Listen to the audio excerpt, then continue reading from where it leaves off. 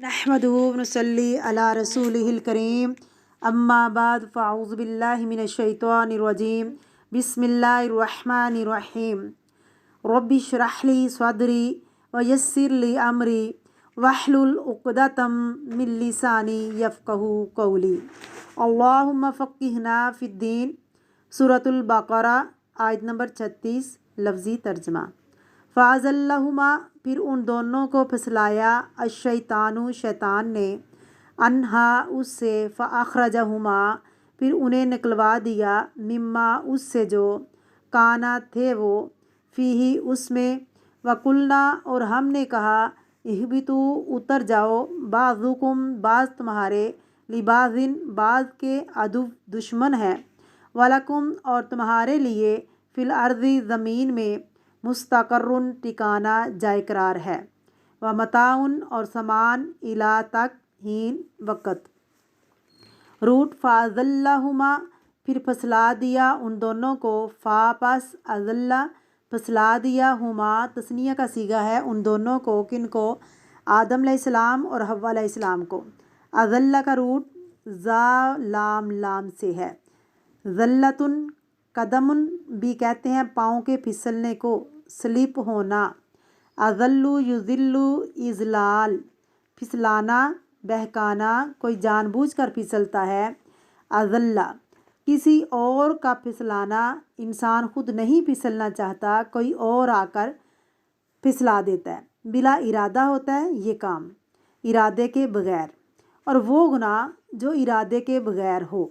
अश-शैतानु, शैतान ने, रूट शीन त्वानून, अनहा, उससे, किससे, जन्नत से, फ़अख़रजहुमा, पस निकलवा दिया उसने उन दोनों को, किन को, आदम और हव्वा अलैहिस्सलाम को। अख़रजा युख़रिजु, इख़राज, इफ़आल के वज़न पर निकलवाना, रूट ख़राजी, मिम्मा, उससे जो, काना, वो दोनों थे, काफ वाओ नून, रूट है, फ़ीही, उसमें, जिसमें, फ़ीही, यानी वो दोनों जिसमें थे, फ़ीही यानी दोनों, दो चीज़ें हैं, फ़ी और हा। वकुलना, और हमने कहा, रूट काफ वाओ लाम, पीछे भी हम पढ़ चुके हैं। इख़बितू, तुम सब उतर जाओ, हा बा त्वा, रूट है, गो डाउन, ऊपर से नीचे आना। हबता यख़बितू, हुबूत, जबरन या बेख्तियारी के आलिम में। जबरन का क्या मतलब है? ज़बरदस्ती, किसी को नीचे डालना, फेंकना, या फिर खुद मर्जी से आना, दोनों तरह के लिए आता है। बाज़ुकुम, तुम में से बाज़ तुम्हारे, लिबाज़िन, बाज़ के लिए।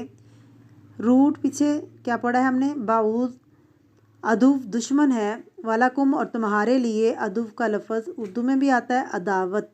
फ़िल अर्ज़ि, ज़मीन में, मुस्तक़र्रुन, ठिकाना है, रूट है इसका काफ रा।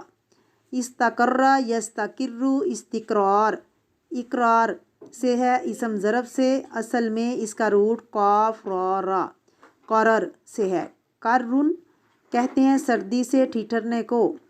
सर्दी की वजह से किसी चीज़ का जम जाना आम तौर पर ऐसे होता है जब बर्फ़ पड़ती है तो लोग घर से नहीं निकलते, घर में ही ठिकाना पकड़ लेते हैं, है ना। ऐसे एक रिलेशनशिप सर्दी और जमने और रुकने और ठहरने का।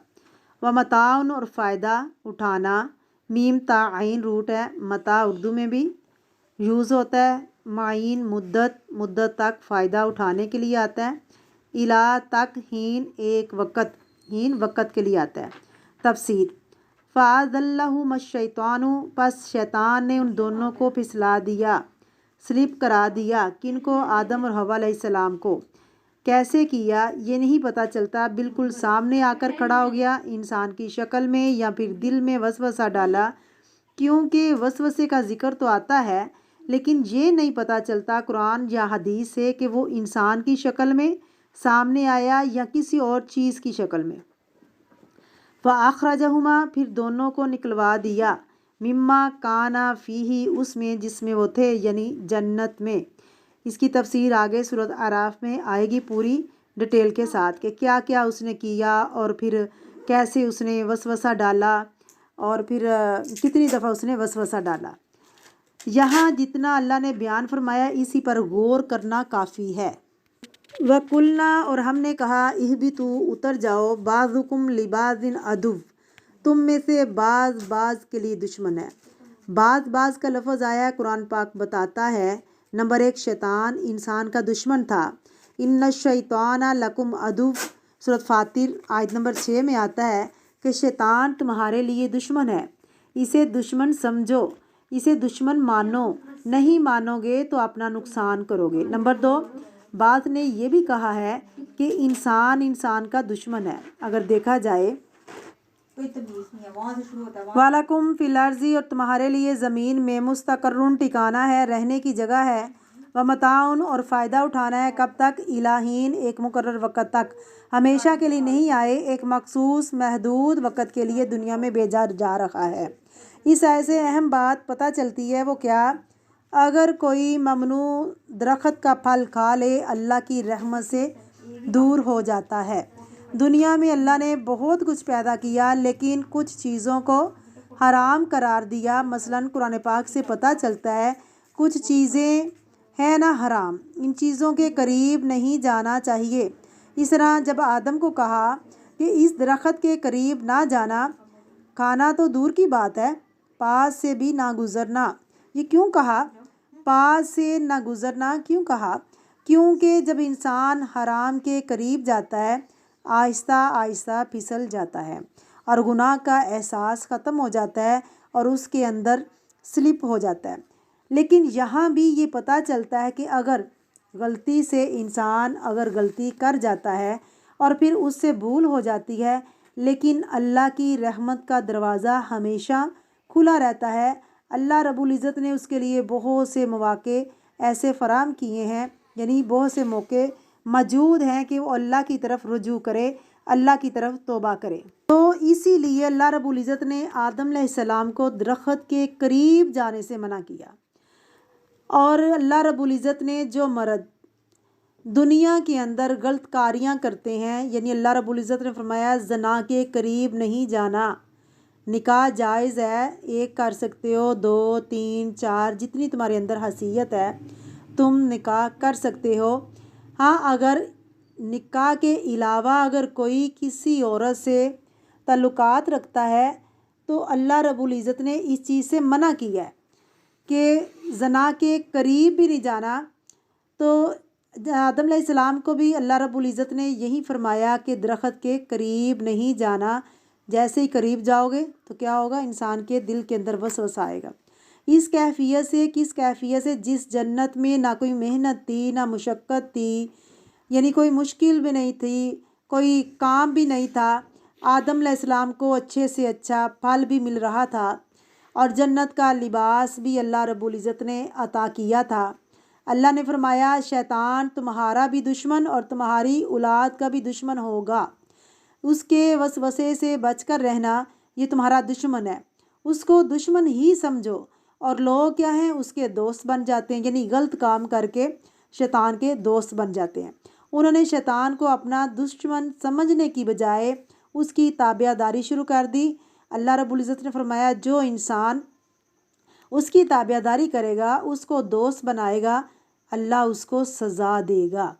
اور یعنی نفس کی جو بات مانتا ہے، بعض دفعہ دل نہیں چاہتا قرآن پاک پڑھنے کو، نماز پڑھنے کو، کوئی سستی انسان کے اندر آ جاتی ہے، تو اگر وہ اپنے دل کی بات مان کر قرآن پاک نہیں پڑھے گا، نماز نہیں پڑھے گا، یعنی دنیا میں جن کاموں سے اللہ نے کرنے کا حکم دیا وہ کام نہیں کرے گا، جن سے منع کیا ان سے نہیں رکے گا، تو وہ کیا ہوگا؟ اپنے نفس کی بات کو مانے گا، اپنے نفس کی پوجا کرے گا، اور یہ کیا ہے؟ یہ بھی ایک شرک ہے جو انسان اپنے نفس کی بات کو مانتا ہے۔ ہم نے کہا کہ اترو تم سب ایک دوسرے کے دشمن ہوں گے۔ اب چونکہ یہاں جمع کا صیغہ ہے، ایک دشمن شیطان جو آدم علیہ السلام کا دشمن تھا، اور دشمن جو دوسرا وہ آدم علیہ السلام کی اولاد کا، یعنی بعض مرد جو ہیں وہ عورتوں کو گمراہ کرتے ہیں اور بعض عورتیں مردوں کو گمراہ کرتی ہیں۔ قرآن پاک میں ارشاد فرمایا گیا ایمان والو تم چکنے رہو، تم ہوشیار ہو کر رہنا، بعض میں سے تمہاری بیویاں اولاد تمہاری دشمن ہیں، کہیں ان کی محبت راہ حق سے تمہیں پھیر نہ دے۔ اگر آپ کوئی اچھا کام کرنا چاہتے ہیں تو بعض دفعہ شوہر رکاوٹ بن گیا، اگر شوہر اچھا کام کرنا چاہے تو بعض دفعہ بیوی رکاوٹ بن جاتی ہے، تو یہ محبت نہیں ہے، یہ عداوت ہے، یہ دشمنی ہے۔ اس لیے اللہ کے نبی نے فرمایا علم حاصل کرو، گود سے لے کر گور تک یعنی قبر تک تم علم حاصل کرو۔ جب تم علم حاصل کرو گے قرآن پاک کا تو تمہیں پتہ ہوگا کہ تم نے زندگی کیسے گزارنی ہے اور دشمن سے کیسے بچنا ہے۔ وہ دشمن جو نظر نہیں آتا، سامنے دشمن نظر آئے تو اس کا انسان مقابلہ بھی کر لیتا ہے، لیکن یہ ایک چھپا ہوا دشمن ہے جس کا مقابلہ کرنا بہت مشکل ہے۔ اس لیے اللہ نے فرمایا بعضکم لبعض عدو، اب تمہارے لیے زمین میں ٹھکانہ ہے اور فائدہ ہے، ضرورت کی چیزیں ہیں زمین کے اندر ایک مقررہ وقت تک، اور یہ چیزیں جو ہے ہمیشہ نہیں رہیں گی، نہ انسان ہمیشہ رہے گا نہ یہ چیزیں ہمیشہ رہیں گی۔ ان قریب ہم ان سب کو لپیٹ لیں گے، ان کو لپیٹا جائے گا، جس دن تمام فضاؤں کو لپیٹا جائے گا، جس دن تمام آسمانوں کو لپیٹ لیا جائے گا، زمین کو لپیٹ لیا جائے گا، اس دن ہر چیز فنا ہو جائے گی اور رہے گی تو صرف میرے رب کی ذات باقی رہے گی اور کوئی دنیا کے اندر چیز نہیں رہے گی۔ خلاصہ کیا ہوا کہ ہمیں اللہ رب العزت سے ڈرنا چاہیے، اور جن چیزوں کا اللہ نے حکم دیا ہے کہ یہ کام کرو تو وہ ہمیں کرنے چاہیے، اور جن سے منع کیا ہے ان کاموں کے قریب بھی نہیں جانا چاہیے۔